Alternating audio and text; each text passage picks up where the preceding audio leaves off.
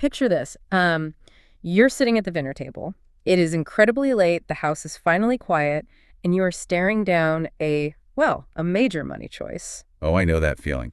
Just the total silence. Right. Like maybe you're debating whether to finally buy that house, or maybe you're considering shifting your retirement investments around. Or honestly, maybe you are just looking at your bank statements and trying to figure out why your savings account isn't growing the way you planned. Yeah, and you've looked at all the numbers. Like you have run the math 50 times. Exactly. You've built this flawless, color-coded spreadsheet. But for some inexplicable reason, all the data in the world it's not making the decision any easier. You are just agonizing over it. It is a universally recognizable feeling. That paralysis. I mean, the numbers are crystal clear on the screen, but your gut is just completely tangled in knots. The spreadsheet literally says go, but your brain is just flashing warning signs. Yeah, and that feeling, that exact friction between the math and your mind, that's what we are unpacking in today's deep dive. We are exploring why doing well with money is, it's almost never about how good you are at math. It is almost entirely about how you behave. Which is wild, because that is not what anyone tells you growing up. Right. So to do this, we are pulling from a massively popular video summary. It's from the Reader's Books Club, currently sitting at over 1.6 million views. And it breaks down Morgan Housel's incredibly influential book, The Psychology of Money. The whole mission today is to uncover the surprising truth hidden right in that summary, which is that financial success is, it's a soft skill. It is not a hard science. Which, like you said, completely flips the traditional script society hands us. Because we are taught from a really young age that managing money, investing, making business decisions, these are rigid mathematical calculations. Like physics or something? Exactly, like physics. Yeah. It's treated like this immutable law.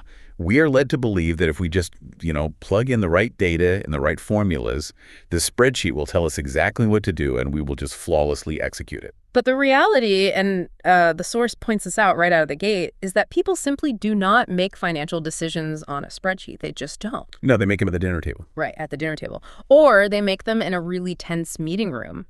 And what is actually happening in those high-stakes moments isn't a calculation at all. It is this scrambled, chaotic mix of your personal history, your unique worldview, your ego, your pride. Oh, the pride is a huge one. Huge. And, a ton of clever marketing and completely odd incentives. Yeah, the clash between the clean, sterile logic of a spreadsheet and the messy emotional reality of human behavior, that is the core problem. And the source highlights something crucial here. Behavior is incredibly hard to teach, even to brilliant people. Wait, really? Like even to financial experts? Oh, absolutely. I mean, you could take a certified genius, right? Yeah. Someone who has memorized every complex financial modeling formula in existence. But if that person's ego takes over, or if they physically panic when the stock market drops 5%, all that math is entirely useless. Oh, wow. Honestly, it reminds me of dieting. Dieting? Yeah. Financial planning feels exactly like dieting because everyone knows the core mathematical formula, right? Oh. Calories in versus calories out. Spend less than you earn. I mean, it is kindergarten level math. That is a really great analogy, actually. Right. But then real life happens. Ego, stress, a terrible Tuesday at the office, or a brilliant marketing campaign for a new luxury car. It completely scrambles the actual execution of that kindergarten math. But I have to push back here for a second. Sure, go for it. If even really smart people cannot be taught this behavior easily, are we all just doomed? Are we doomed to be irrational forever? Are we basically just walking around like broken calculators? Well, that is the natural fear, right? That we are just fundamentally flawed. Yeah. But recognizing this scramble of ego and personal history, it isn't a life sentence of bad choices. It's actually the foundational step toward financial clarity. So it's a good thing to realize it. Exactly. You aren't a broken calculator. You are a functioning human being. Once you accept that you are human and that, everyone else making financial decisions is human, you stop trying to force yourself into this perfectly rational, emotionless mold, a mold that was literally never designed to fit you in the first place. Okay, so if we accept that we are these messy, emotional creatures, how do we even begin to view our own mistakes? Or the completely baffling things other people do with their money? Because the summary highlights this fascinating concept that no one is crazy. Yes, lesson 1. Right, and I really want to unpack that because on the surface, let's be honest, people do some pretty crazy things with their bank accounts. Oh, they absolutely do. But what looks utterly crazy to you on your spreadsheet, it actually makes perfect sense when you factor in those invisible elements we just talked about. Yeah. Someone's upbringing, their pride, or their lived experience. Give me an example. Like, how does upbringing change the math? Well, think about two completely different generations. You have someone who grew up in extreme poverty during an economic depression, right, where banks were literally failing. They're going to view financial risk fundamentally differently than someone who, say, came of age during the booming tech bubble of the late 1990s. Oh, right. The baseline for what feels safe is entirely different for those two people. Exactly. Yeah. To the person who grew up in the 90s, boom, hoarding cash under a mattress or in a low-yield savings account looks mathematically crazy. I mean, you're losing to inflation. Yeah.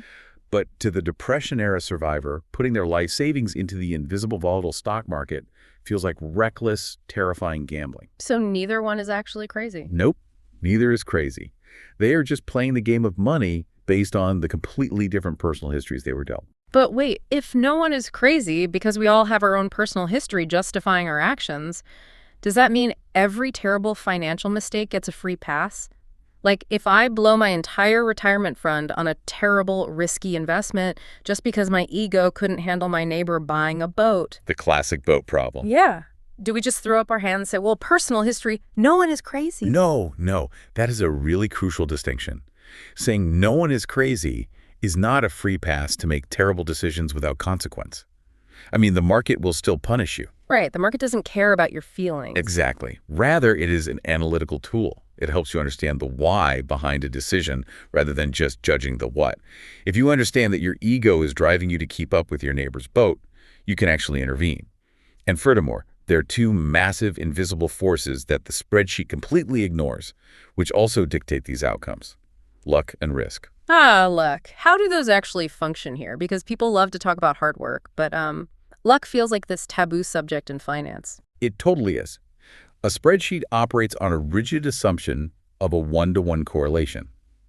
It assumes that if you put in a specific amount of effort, you will get a proportional amount of wealth. Which sounds fair, right? It sounds fair. But in the real world, luck and risk are literally two sides of the exact same coin. They represent the reality that every outcome in life is guided by forces completely outside of your individual effort. So you can do everything right and still fail? Yeah. Sometimes you make a brilliant, well-thought-out decision and a completely unpredictable risk, like a global pandemic or a sudden industry collapse. It just wipes you out. Conversely, sometimes someone makes a foolish, ego-driven decision, but pure luck bails them out. Which means, I guess, you can't just copy someone else's financial spreadsheet because you cannot copy their luck. Precisely. Like, you might be mimicking a strategy that only worked because they got lucky. Or you might be avoiding a great strategy because someone else got hit by an unpredictable risk and failed. That is exactly it. And this leads us to a massive psychological whiplash. Right.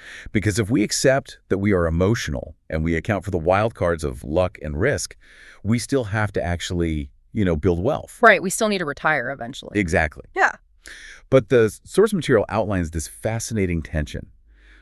The mindset required to grow wealth is actively at war with the mindset required to keep it. Yes. This is one of my favorite takeaways from the deep dive, because the idea of getting wealthy versus staying wealthy being two entirely separate skills is, it's just wild to think about. It's totally counterintuitive. Right. To me, getting wealthy is like successfully summiting a highly dangerous, freezing mountain. Like, you need drive, you need unshakable optimism, you need to take big risks to push past the tree line. But staying wealthy is surviving the treacherous hike back down. You need paranoia. You need extreme caution. Yeah, you have to be careful not to fall. Exactly. You need to realize that the exact same aggressive energy that got you to the top of the mountain could easily cause you to slip and break your neck on the way down. So why do we treat these as the same skill? We treat them as the same because the spreadsheet treats all money as identical. A dollar earned is mathematically identical to a dollar saved.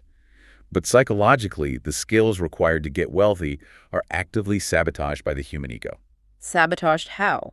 Well, getting wealthy requires ambition. But if that ambition goes unchecked, it morphs into a psychological trap. The source calls never enough. Oh, where the goalpost just keeps moving. The goalpost never stops moving. You hit your target, but then your ego looks at your peer group and suddenly your target feels completely inadequate. So you take another risk, and then another. So you never actually stop climbing. Right. If your mindset is never enough, you will inevitably take a risk that wipes you out on that hike back down the mountain. You'll take off your safety gear because you want to run down faster, and that is when you fall. Wait, so if ego makes us want to constantly chase the next big thing to satisfy that never enough feeling, doesn't that completely destroy the whole concept of compounding interest? I mean, everyone talks about compounding like it is this magical math trick, but if I'm always moving my money chasing a new peak, it never actually has time to grow. You've hit on the exact mechanism there. Compounding is not a math trick. It is a behavioral endurance test. An endurance test, I like that. Yeah, because the math of compounding only works if you can leave an asset alone for years or even decades.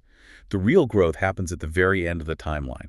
But if your ego demands that you constantly tinker or chase the next hot stock, or if your pride forces you to sell everything in a panic during a temporary market dip just to avoid looking foolish. You completely interrupt the compounding. Exactly. The mathematical magic is entirely dependent on your behavioral ability to just sit on your hands. So what is the defense mechanism? How does a normal person listening to this right now defend against their own ego, constantly trying to interrupt their wealth? There is a startlingly simple defense mechanism highlighted in the summary.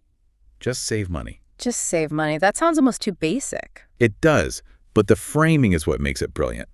Saving money isn't framed here as a mathematical equation of your income minus your expenses. It is defined as a behavioral defense against your ego. Savings is the gap between your ego and your income. Whoa.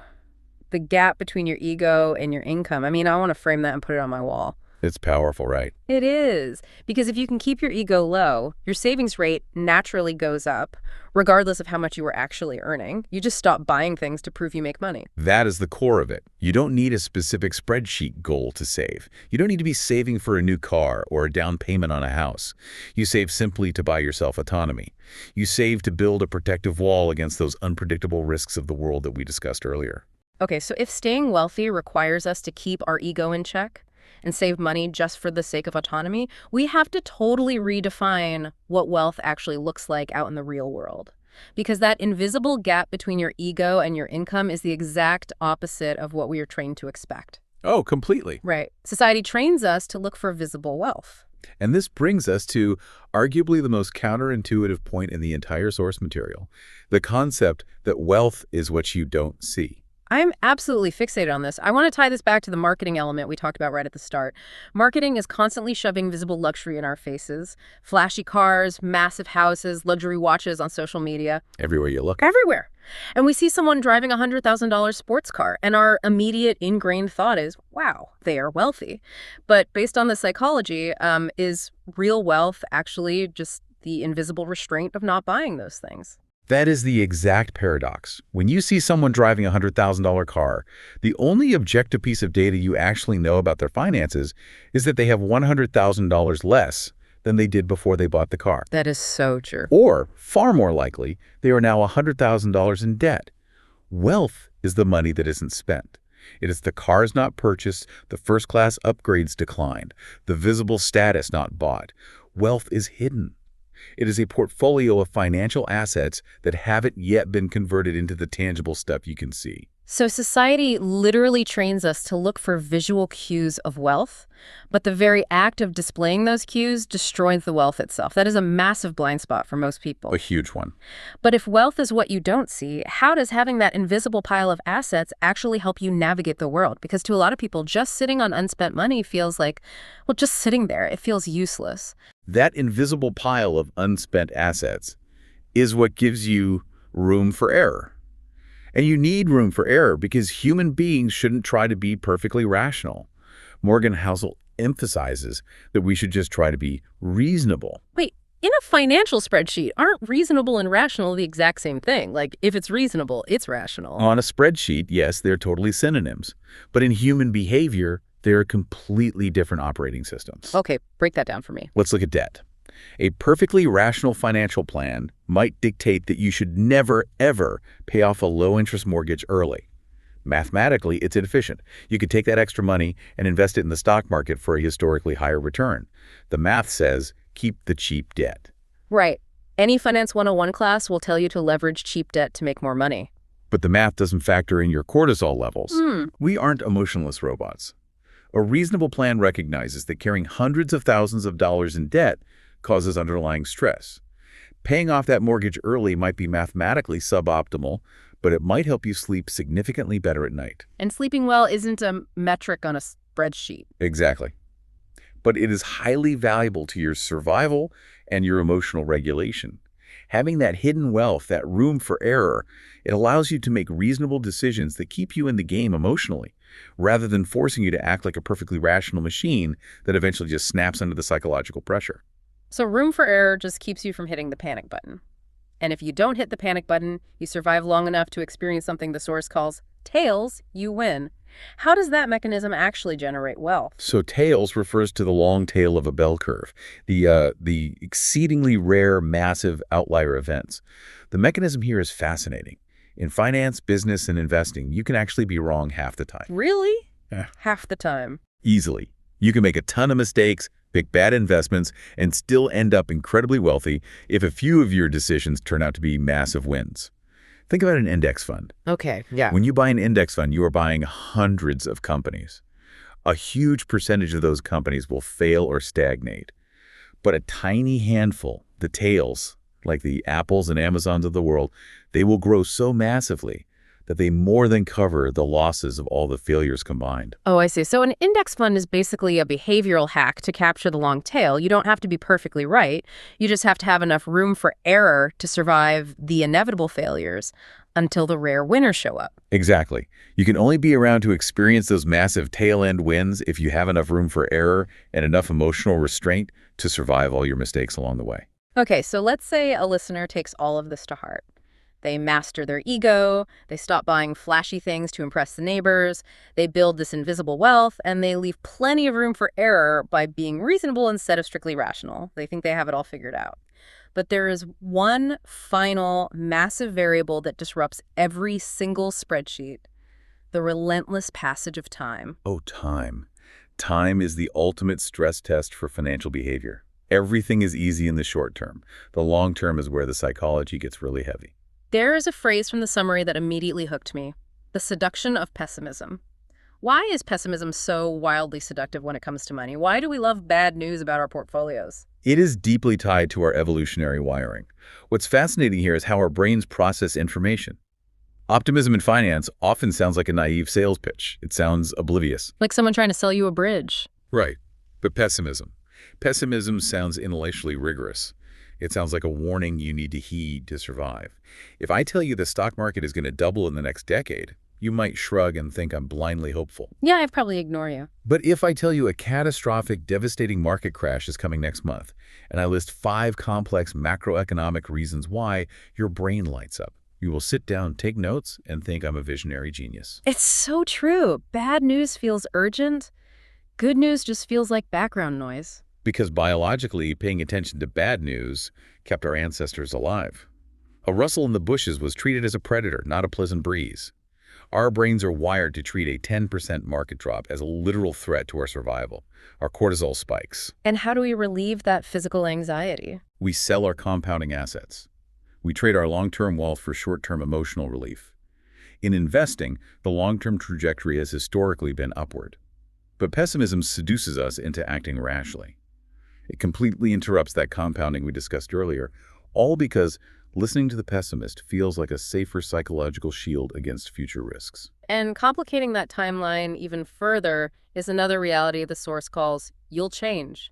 We try to make these incredibly rigid 30-year financial plans when we are 25 years old, but the 25-year-old making the plan is fundamentally not the same person as the 45-year-old who has to execute it. A spreadsheet assumes your goals, your energy levels, and your desires will remain perfectly static for decades. But your personal history is constantly being rewritten by experience. Yeah, you aren't frozen in amber. Exactly. The high-stress, high-income career you fiercely wanted at 25 might completely exhaust and depress you by 40. Your intense desire for a sprawling 6-bedroom house might vanish when you actually experience the nightmare of maintaining it. Acknowledging that you will change means you have to create financial plans that are flexible. Otherwise, you fall into the sunk cost fallacy. You keep grinding at a miserable job just to fund a 30-year plan that your past self created. Exactly. You become a prisoner to a stranger's financial plan, and that stranger is just a younger, less experienced version of yourself. Which brings us to the final point of the summary, aptly titled Confessions. It feels like the ultimate humbling wrap-up. Even the experts, even the authors of these best-selling financial books are just trying to figure it out. They freely admit that they have their own weird behavioral quirks, their own illogical money habits, and their own irrational fears. We are all just doing our best at our respective dinner tables, trying to navigate our own egos. It is a remarkably liberating conclusion, honestly. The ultimate financial truth isn't a secret algorithm kept in a vault on Wall Street. It is self-awareness. So let's bring this all back to you, sitting there listening to this right now. If you want to be truly well-informed about your finances, the biggest takeaway from this deep dive is clear. Stop obsessing solely over the data and the formulas. Yes, please. I mean, yes, you need to understand the basic math, don't ignore the math, but realize that your ultimate financial tool isn't a calculator. Your ultimate financial tool is a mirror. It is the self-awareness of your own behavior, your own ego, and your own completely unique personal history. And if we synthesize everything we've uncovered today, the reality that wealth is the restraint of what you don't see, and that our financial decisions are heavily scrambled by marketing, ego, and evolutionary pessimism, it leaves us with an important reflection. Ooh, what's that? I challenge you to take a look at your single biggest financial goal right now. Stare right at it and ask yourself, is that goal truly yours? Or was it planted there by someone else's visible marketing? Are you chasing what you actually want for your own autonomy, or are you just chasing what a spreadsheet and society told you to want? Man, that is a deeply uncomfortable but entirely necessary question. Take that to the dinner table tonight. Thank you for joining us on this deep dive. Keep questioning the why behind your behavior. Make sure you leave yourself a little room for error, and we will see you next time.